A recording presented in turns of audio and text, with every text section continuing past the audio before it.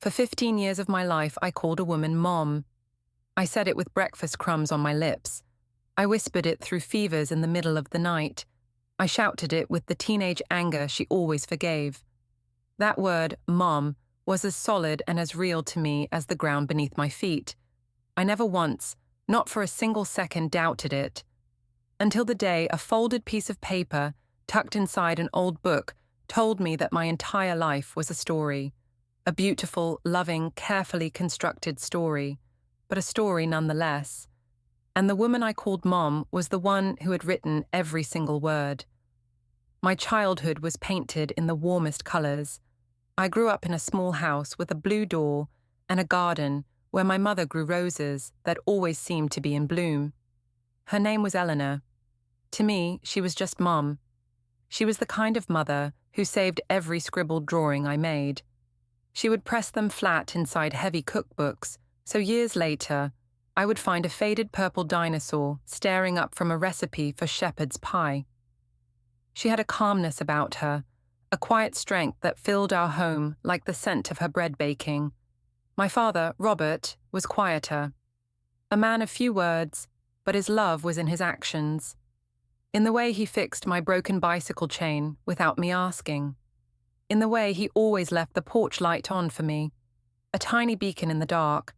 We were a trio, a simple, happy family.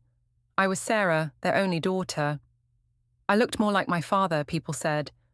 I had his same dark hair, his same serious eyes. My mother, she was fair, with hair the color of wheat and eyes like a summer sky. I never questioned why we looked so different. Why would I? She was my mother. I remember one afternoon, I must have been about 7. I fell off the swing in our backyard and scraped my knee badly. The pain was sharp and immediate, and I wailed as if the world was ending. She came running, her apron still on, her hands covered in flour. She didn't even look at the cut first. She scooped me up and held me close, and I could feel the frantic beating of her heart against my small chest. She rocked me gently, humming a soft tune until my sobs turned into hiccups. Only then did she clean the wound, her touch so gentle it barely stung. She was my safe harbor, my constant. In my child's mind, that was the very definition of a mother. It never occurred to me that a mother's love could be a choice, something decided. To me, it was a fact of nature, as inherent as the sunrise. As I grew older, into those awkward teenage years, small cracks began to appear in my perfect picture of the world. Nothing major, just little things that felt odd, like the way she would sometimes get very quiet on my birthday, her smile not quite reaching her eyes. I thought she was just tired from all the planning, or the way she had almost no baby pictures of me, just one, of me as a newborn, wrapped in a white blanket, my face all red and scrunched. When I asked her about it once, she said a leak in the attic had ruined all the other photo albums. I believed her. Why wouldn't I? But there was one memory that always stuck with me, a little thorn in the side of my happiness. I was 14, and we were studying genetics in school. We had to create a family tree and note down inherited traits, like eye color and hair texture. I came home that day, full of the importance of my project. I sat at the kitchen table with my textbook and my chart. "Okay," I said, pencil poised. "So, I have Dad's dark brown eyes. And you have blue eyes. The chart says 2 blue-eyed parents can't have a brown-eyed child." The silence that followed was heavy and immediate. The only sound was the ticking of the clock on the wall. My mother, who was washing dishes at the sink, went completely still. Her back was to me. I saw her shoulders tense up. My father, who was reading the newspaper, slowly lowered it. He looked at my mother, a strange, unreadable look passing between them. It lasted only a second, but the air in the room had changed. Then my mother turned around, her hands dripping with soapy water. She forced a light laugh, but it sounded thin, strained. "Oh, those science books don't know everything, Sarah," she said, wiping her hands on a towel. "Genetics are much more complicated than that. My Uncle George had brown eyes, and both his parents had blue. It's called a recessive gene. She came over and ruffled my hair, her smile too bright. Don't worry about it so much.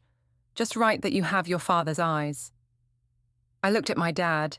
He had retreated behind his newspaper again, a solid wall of quiet. I remember feeling a flicker of confusion, a small, cold knot forming in my stomach.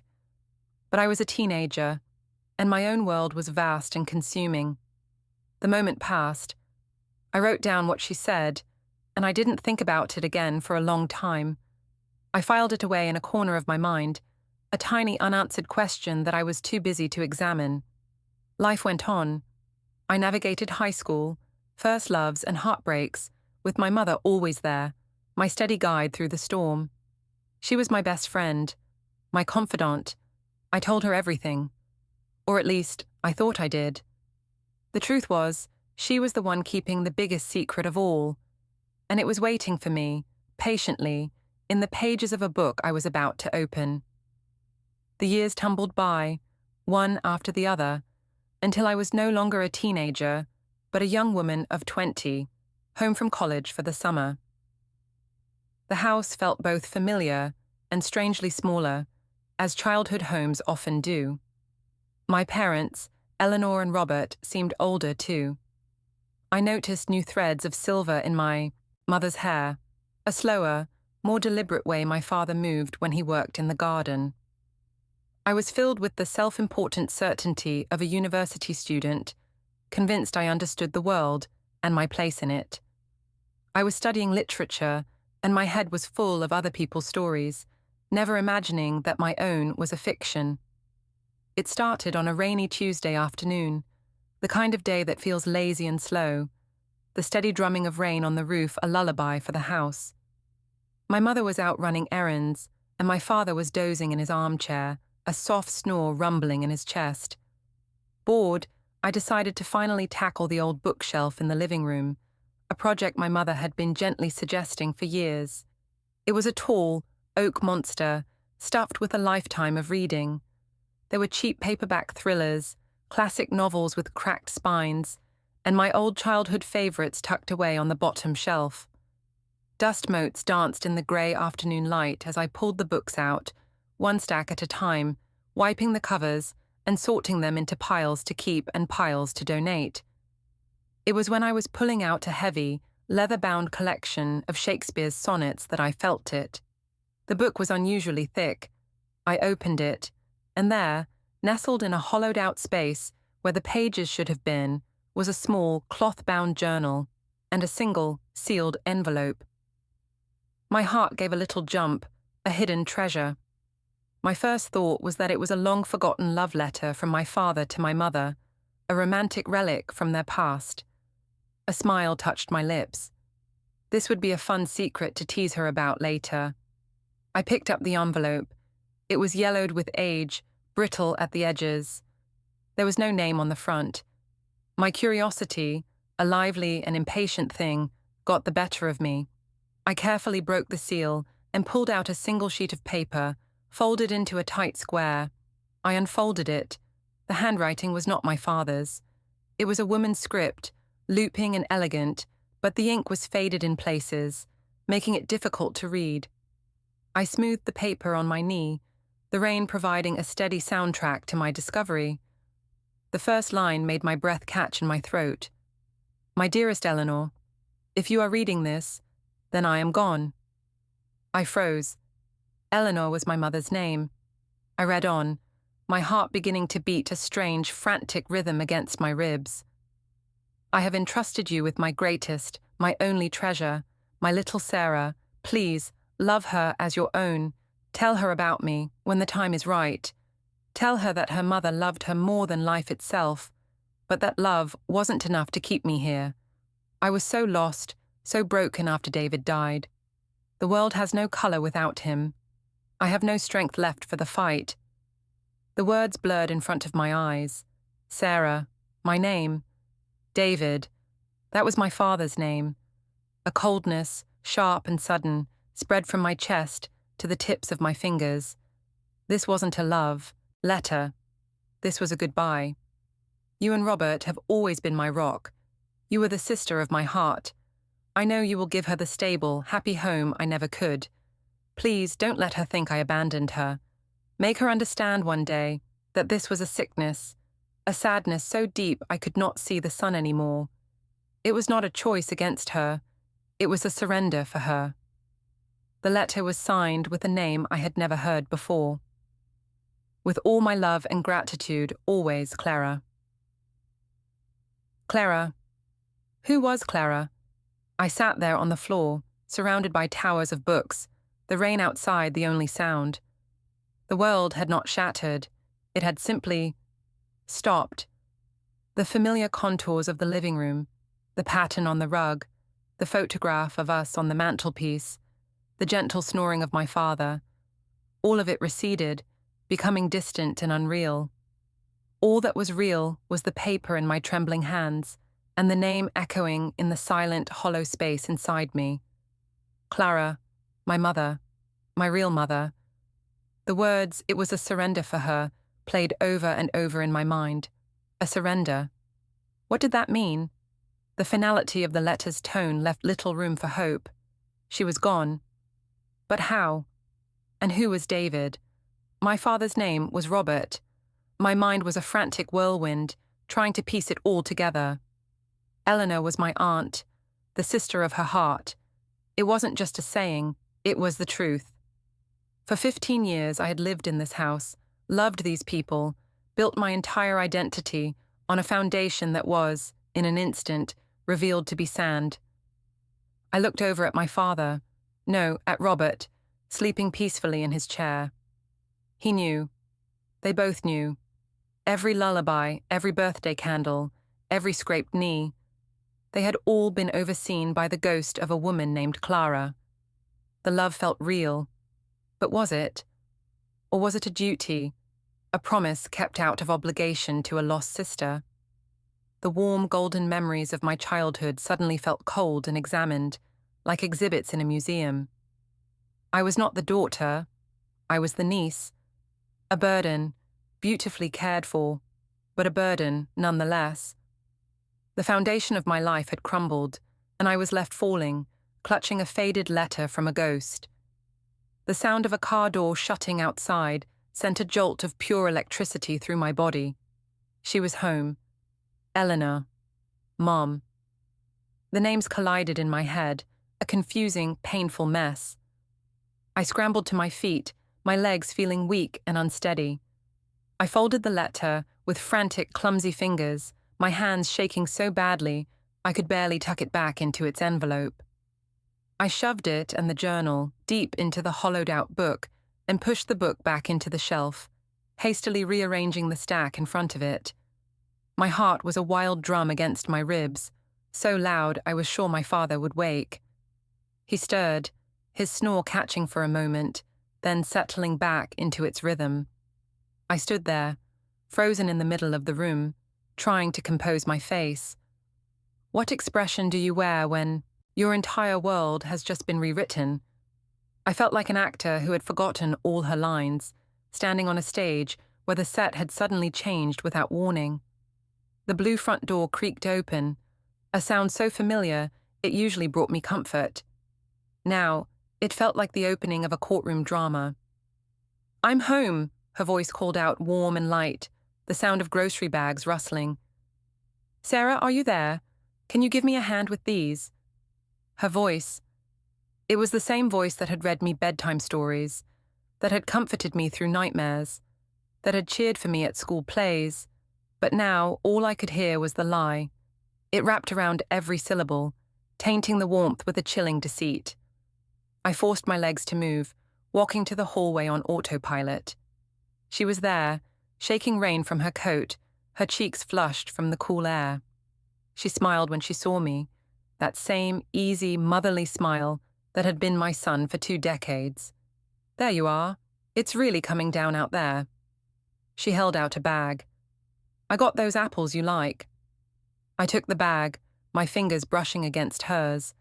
The simple, casual contact felt like a burn. I had to say something. My throat was tight, my mouth dry. "Thanks. Mom, The word felt like a betrayal of the woman who wrote the letter, the ghost named Clara. It tasted like ash on my tongue. I followed her into the kitchen, a silent shadow. She began unpacking the groceries, humming softly under her breath. She was so normal, so utterly at ease. How could she be? How could she stand there, putting cereal boxes in the cupboard, when such a massive secret lived inside this very house, tucked inside a book on the shelf just in the other room? Every movement she made, every familiar habit, now seemed like a part of the performance. A 15-year-long performance. I stood by the counter, clutching the bag of apples, watching her. The silence stretched, becoming heavy and suffocating. The cheerful humming felt like a mockery. The knot of confusion and hurt in my stomach tightened, twisting into something sharper, something angrier. I couldn't stand it. I couldn't stand there and pretend that I hadn't just discovered that my life was a carefully curated exhibit. "Mom," I said, my voice sounding strange and thin. She turned, a carton of milk in her hand. "Yes, sweetheart?"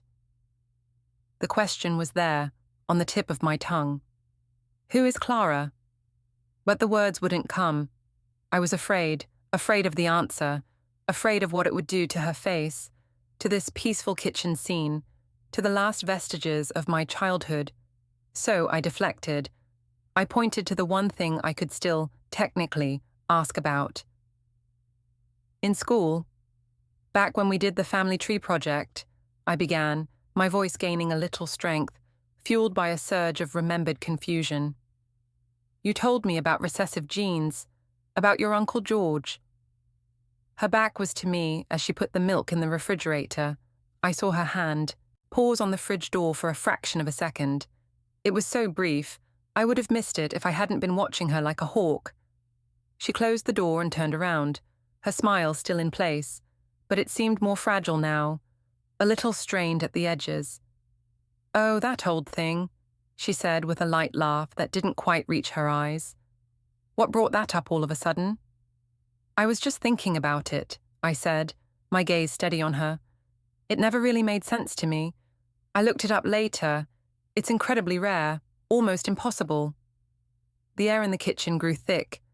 The gentle patter of the rain against the window was the only sound. Her smile finally faded, replaced by a quiet, weary sadness. She looked at me, truly looked at me, and I saw it then, the shadow that had always been there, lurking behind her blue eyes, the shadow of the secret. "Sarah," she said softly, and her voice was different now. The easy warmth was gone, replaced by a heavy, resigned tone. She walked to the kitchen table and pulled out a chair, gesturing for me to sit. "I think it's time we talked." My legs felt like water.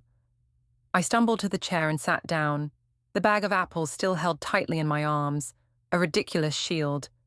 She sat across from me, folding her hands on the table. She looked down at them, at her wedding ring, and took a deep, shaky breath. "Your father and I," she began, then corrected herself, a painful wince flickering across her face. "Robert and I, we always planned to tell you. We were just waiting for the right time." The confirmation, gentle as it was, hit me with the force of a physical blow. "Robert and I, not your father." "Robert."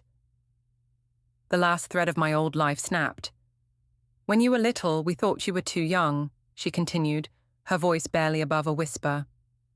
"And then, as you got older, we were so afraid. We were afraid of hurting you, of losing you." She finally looked up, and her eyes were glistening with unshed tears. "The truth is, Sarah, I'm not your birth mother." There it was. The words, spoken aloud in her soft, trembling voice, made the secret real in a way the letter hadn't. It was no longer a ghost story in my head. It was our story, sitting here at this kitchen table, with the rain crying outside. I just stared at her, the woman who had raised me, who had loved me, who had lied to me for my entire life. The anger, the hurt, the devastating sense of loss. It all swirled inside me, a silent, screaming storm. The turning point had come, not with a dramatic shout, but with a quiet admission at a kitchen table, and the world I knew was gone forever. The silence in the kitchen was a physical presence, thick and heavy. I could hear the hum of the refrigerator, the relentless ticking of the clock, the soft, ragged sound of Eleanor's breathing. I stared at her, at the tears now tracing paths down her cheeks, and felt nothing but a vast, hollow numbness. The storm, inside me, had quieted, leaving only wreckage. "Tell me," I whispered. The words scraped against my dry throat. "Tell me everything." And so she did. Her voice was low and steady, though it broke sometimes. She told me about Clara, her younger sister. She described her as a whirlwind of laughter and music, with a spirit so bright it could light up a room. She told me about David, the love of Clara's life, a painter with kind eyes and a gentle soul. She told me about their whirlwind romance, their small, happy wedding, and the joy they felt when Clara found out she was pregnant with me. She was so happy, Eleanor whispered, a distant smile touching her lips before fading. She glowed. Then she told me about the accident. A rainy night, much like this one. A truck, a skid, a phone call that shattered their world. David was gone, instantly. Clara was broken in a way that no doctor could fix. The vibrant, luminous sister she had known disappeared, replaced by a ghost consumed by a grief so profound it swallowed her whole. "She tried, Sarah. For you she tried so hard," Eleanor said, her voice thick with emotion. "But after you were born, it was like a light had gone out. She loved you with a ferocity that was terrifying, but she couldn't find her way back from the darkness. The doctors called it a severe postpartum depression, layered on top of her grief. It was too much." She looked at me, her eyes pleading for understanding. "The letter, you found it. She gave you to us, Robert and me, just for a little while. She said she needed to get better, to get strong for you. But a week later, she was gone." The word hung in the air. "Gone?" I repeated, the numbness beginning to crack, allowing a sliver of sharp, painful clarity. "She took her own life, Sarah," Eleanor said, the words final and absolute. "She believed with all her heart that you would be better off without her, that her sadness would only shadow your life. She called it her surrender. Not a surrender to the sadness, but a surrender for you, so you could have a happy, normal life." The truth, now fully revealed, was more devastating than any lie. It wasn't a story of abandonment, it was a tragedy. A story of a love so deep and a pain so profound that a mother believed her child was better off without her. I thought of the letter, of the elegant, looping handwriting. It was not a choice against her. It was a surrender for her. I finally understood the weight of those words. I looked at Eleanor, my Aunt Eleanor. I saw the 15 years of fear in her eyes, the fear of this very moment, the fear of my anger, my rejection, my grief. I saw the woman who had rocked me to sleep, who had bandaged my wounds, who had sat up with me through countless nights of homework and heartbreak. Her love had not been a lie. It had been a choice, a daily, active choice to love me as her own, to honor her, sister's final, desperate wish. The anger didn't vanish, but it softened, transforming into a profound and aching sorrow. Sorrow for Clara, who never got to see me grow. Sorrow for David, who never held his daughter. And sorrow for Eleanor and Robert, who had carried this painful secret, this ghost in our home, for all these years, loving me under its heavy shadow. "Why didn't you ever tell me?" I asked, my own tears beginning to fall now. They were hot and silent. "We were selfish," she admitted, her shoulders slumping. "At first it was to protect you, but as the years went on, you were just ours. To tell you felt like it would break the beautiful family we had built. We were cowards, Sarah. We were so afraid of losing you that we lost our chance to tell you the truth about the mother who loved you first." I stood up, the chair scraping softly against the floor. She flinched, as if expecting me to walk away. But I didn't. I walked around the table and stood before her.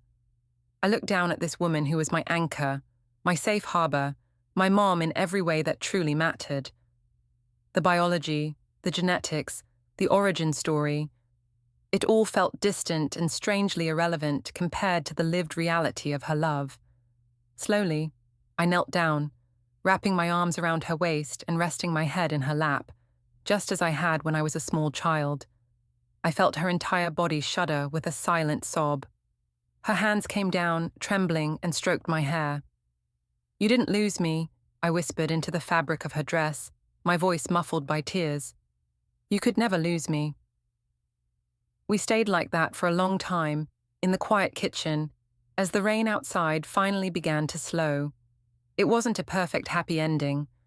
There was too much grief, too much loss for that, but it was a beginning of a new truth, a more complicated, more painful, but more honest story.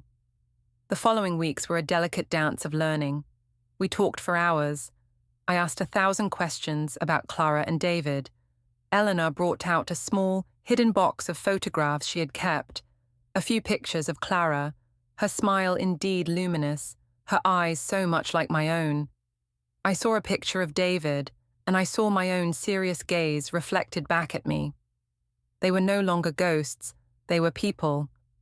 A part of my story that had been missing.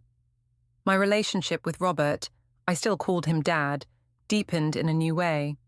The quiet man now shared stories of his own, of his friendship with David, of his promise to care for me. His love had always been a silent river, and now I understood its source. Life didn't go back to normal. It moved forward into a new normal, a normal where I had two mothers. One who gave me life, and one who taught me how to live it. One whose love was a tragic final gift, and one whose love was a daily, steadfast choice. I learned that family isn't just about the blood you share, but about the history you build, the secrets you weather, and the forgiveness you offer. The heart has a limitless capacity for love. Finding more for Clara didn't mean taking any away from Eleanor. My world, once so small and certain, had cracked open, and through the cracks, I finally saw the full, complicated, beautiful picture. It was a story of heartbreaking surrender, and of a love so resilient it chose to stay forever.